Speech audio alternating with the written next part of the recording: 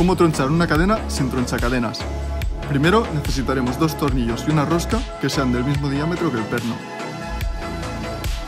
Pondremos la rosca alrededor del perno y con la mordaza haremos presión. Como vemos, el perno ya ha salido un poco. Y luego con el tornillo, la cadena y la rosca, como veis en el vídeo, volvemos a dar presión. Y aquí vemos que ya ha salido por la mitad, así que necesitaremos 2 roscas. Volvemos a repetir el procedimiento y ya saldría por completo.